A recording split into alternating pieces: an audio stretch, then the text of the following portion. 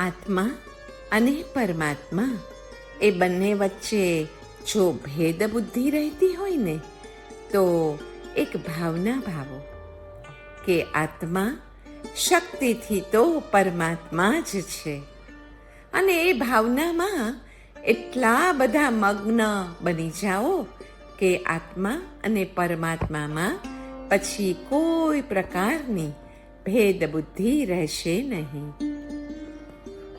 મર્દનમ ગુણવર્ધનમ. ભાવના જેમ જેમ વધારે મનમાં ને મનમાં ઘૂંટાતી જાય એમ એમ તેની શક્તિ વધે છે. દેહ બુદ્ધિ જેટલી પ્રબળ તેટલી તેને નાશ કરવા પ્રભુ સાથે આત્માની અભેદ બુદ્ધિ પ્રબળ બનાવવી રહી. ચૈતન્ય પરસામાન્યથી આત્માના અભેદની ભાવના એ જડ ચેતનનો વિવેક કરાવીને ચૈતન્ય સાથે તાદાત્મ્યનો અનુભવ કરાવનારી થાય છે. બુદ્ધિ આપણને ચંચળ બનાવે છે, તેથી આત્માનો સહજ સ્વભાવ ચાખવા મળતો જ નથી. બુદ્ધિ શંકા કરાવે છે. આત્માના નિશંક પદમાં રહેવાનું જ્ઞાનથી જ શક્ય બને છે. પોતાની વધારે બુદ્ધિથી સામાની ઓછી બુદ્ધિનો લાભ લેવો તે બીજાને ધૂતી લેવાની રમત જ છે. બુદ્ધિ સંસારનું કામ કરી આપે, પણ જેને મોક્ષે જવું છે એનું કામ કરવા માટે એ બુદ્ધિને બાજુમાં મૂકી દેવી પડે.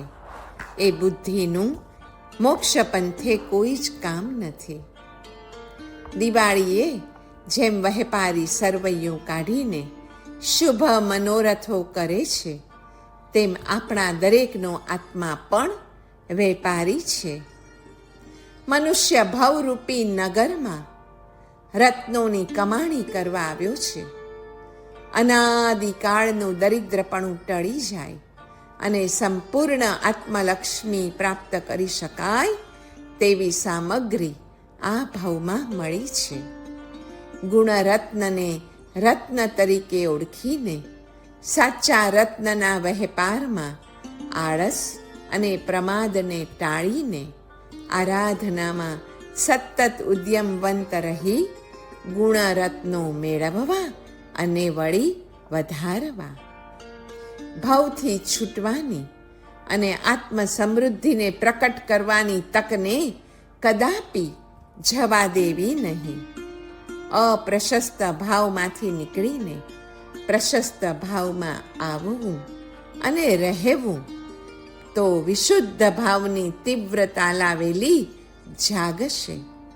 એ હૃદયમાં ધરાવીને અરિહંત પ્રભુની આજ્ઞા પ્રમાણે અને સદ્ગુરુની ઉપાસના પૂર્વક ઉત્તમમાં ઉત્તમ શ્રાવક જીવન અથવા નિર્મળ ચારિત્રમય સાધુ જીવન જીવવા માટે દ્રવ્ય અને ભાવથી જે વેપારી તૈયારી કરે ને એના જીવનના સરવૈયામાં અંતે નફો જ મળે, અંતે લાભ જ હોય.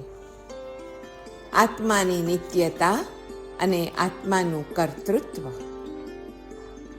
બાલ્ય, યૌવન, વૃદ્ધાવસ્થા આદિ દરેક અવસ્થામાં એકરૂપતા અનુભવાય એમ દેવ, નારક, મનુષ્ય આદિ અવસ્થાઓમાં પણ સમજવું.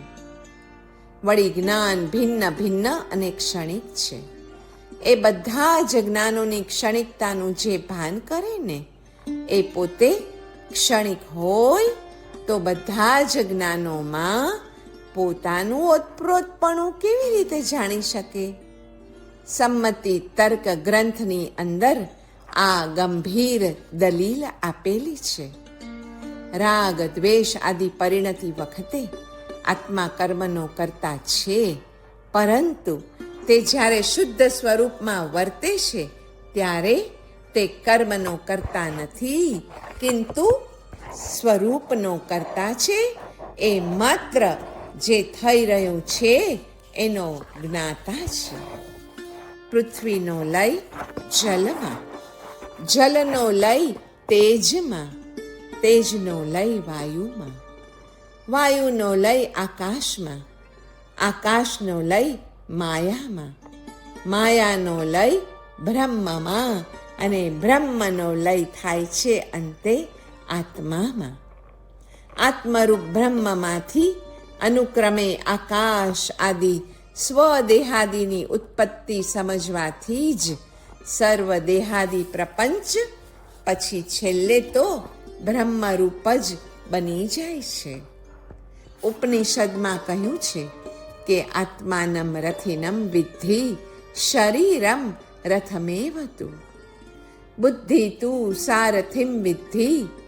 શરીર એ રથ છે, આત્મા એ રથી છે, અને બુદ્ધિ એ સારથીનું કામ કરે છે.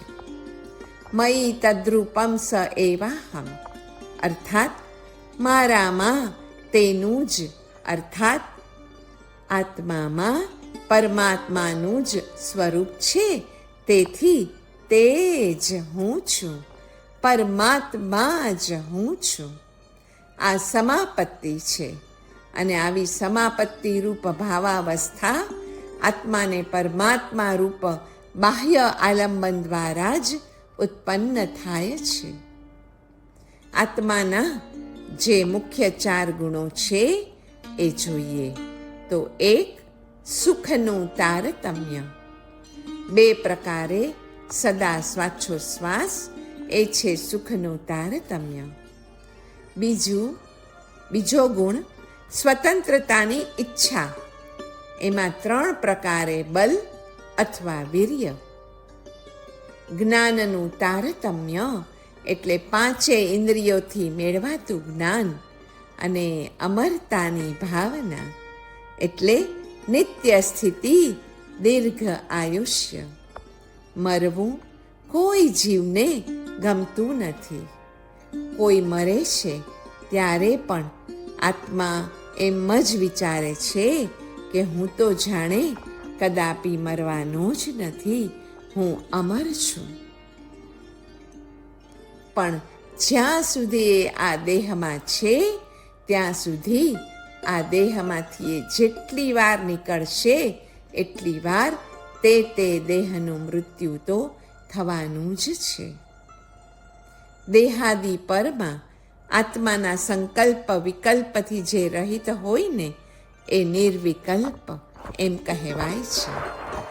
નિશ્ચયથી આત્મા એટલે સામાયિક, અને અન્ય 5 તેના સાધનો છે આવશ્યકોમાં. આત્મદર્શન કે આત્મસમાધિ માટે શેની જરૂર છે?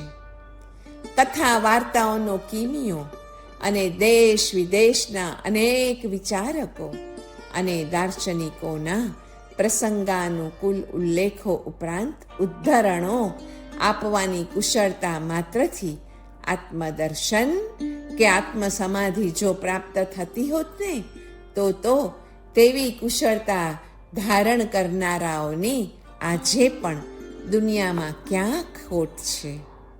આધ્યાત્મિક સ્તર ઉપર આત્મદર્શન પામવા માટે જરૂરી જે વસ્તુઓ છે ને એમાં યમ, નિયમ, સંયમ અને સદાચાર મુખ્ય છે. વળી વિવેક, વિનય, નમ્રતા, લઘુતા, ગાંભીર્ય, ધૈર્ય, ઔદાર્ય અને સૌજન્ય ઉપરાંત સ્વપરહિત બુદ્ધિ પણ છે. મન અનિત્ય છે, ઇન્દ્રિયો અનિત્ય છે, કારણ કે માનવ શરીર જ પોતે જ અનિત્ય છે.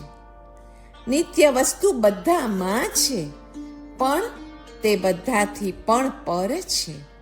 અનંતમ વૈ મનઃ, mind is connected with ether.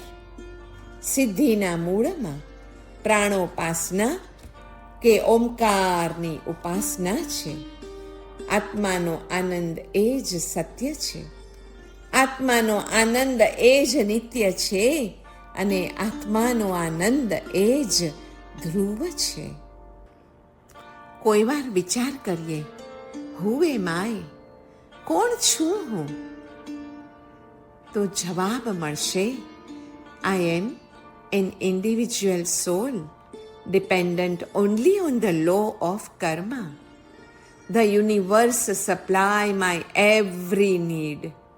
I am a child of one universal energy, and therefore I am in His constant care.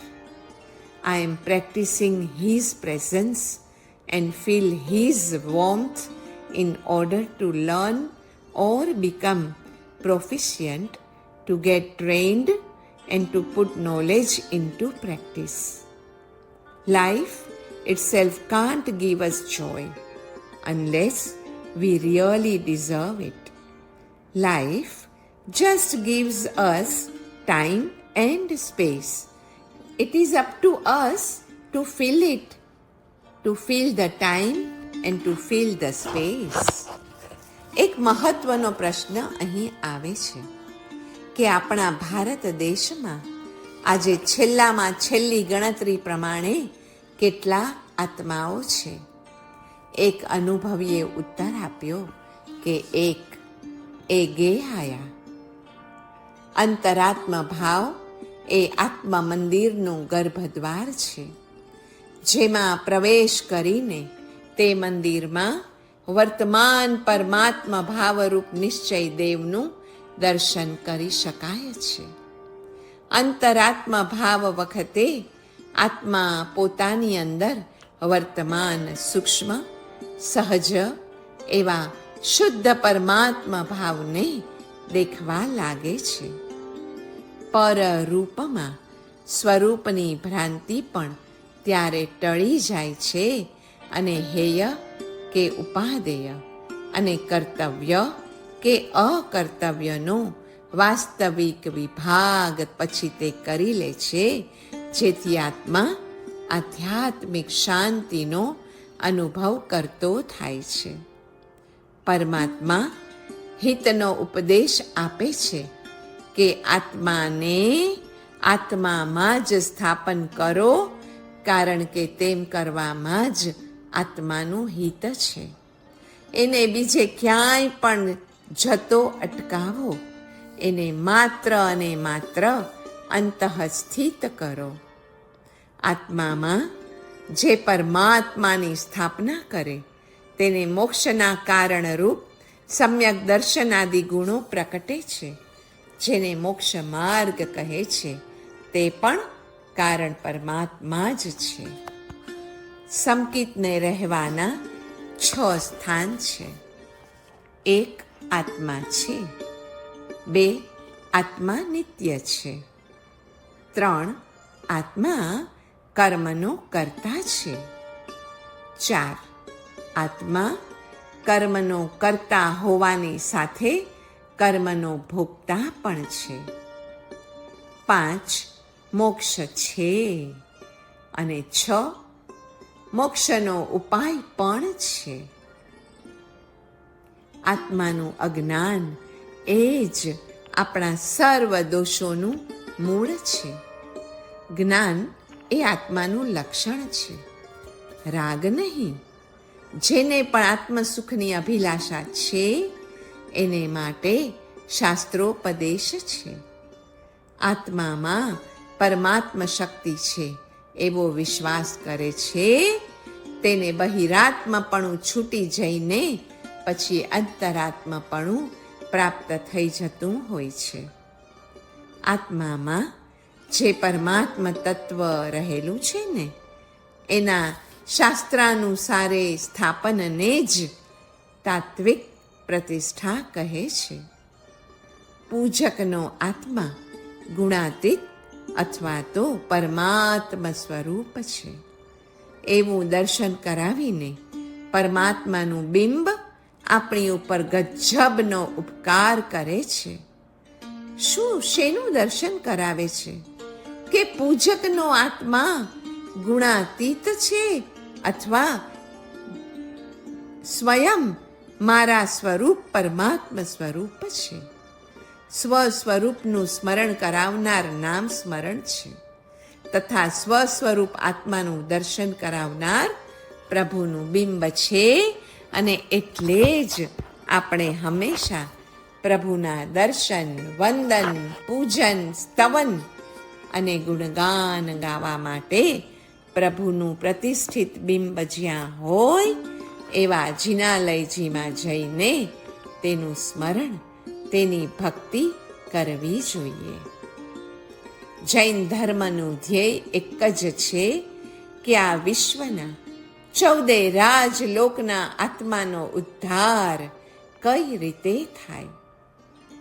Jain ધર્મ એટલે વિભાવમય બનેલા આત્માને સ્વભાવમય બનાવવાની એક પ્રક્રિયા છે. સુખ તથા દુઃખના પ્રત્યેક પલટા વખતે શરીર, મન, પ્રાણ, અહંકાર વગેરે પ્રકૃતિ ધર્મોથી અલગ એવા આત્મ સ્વરૂપનું અને તેની અવિનાશિતાનું સ્મરણ જરૂર કરવું.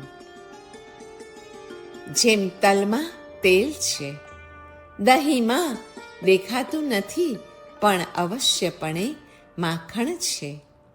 ભૂમિના અંદરના પ્રવાહોમાં પાણી છે તથા અરણી કાષ્ઠમાં અગ્નિ રહેલ છે. બસ એ જ રીતે શરીરમાં આત્મા રહેલો છે. એને સત્ય દ્વારા જોઈ શકાય, એને તપ દ્વારા પણ જોઈ શકાય છે. તલને પીલવા પડે, દહીંને વલોવવું પડે, ભૂમિને ખોદવી પડે અને અરણીને ઘસવી પડે. બસ એ જ રીતે શરીરમાં રહેલ આત્માના દર્શન સત્ય તથા તપ દ્વારા થઈ શકે છે. આનંદ ઘનજીના એક વાક્યનો મારા ઉપર ખૂબ પ્રભાવ છે. આનંદ ઘનજી લખે છે, જાણે મને જ લખે છે કે હે ભદ્રંકર વિજય, આત્માર્પણ કરનારને સત્ય માર્ગ દેખાયા સિવાય રહેતો જ નથી. ભલે ને પછી એ માટે સમય લાગે. તો આજથી આપણે સૌ પણ આત્માર્પણ કરનાર બનીએ, કારણ કે એ પછી સત્ય માર્ગ દેખાયા સિવાય નહીં રહે અને આપણે રાહ જોવા તૈયાર છે. પરમ ભદ્રંકર આત્માનો અજવાસ અહીં સંપન્ન થાય છે. અસ્તુ.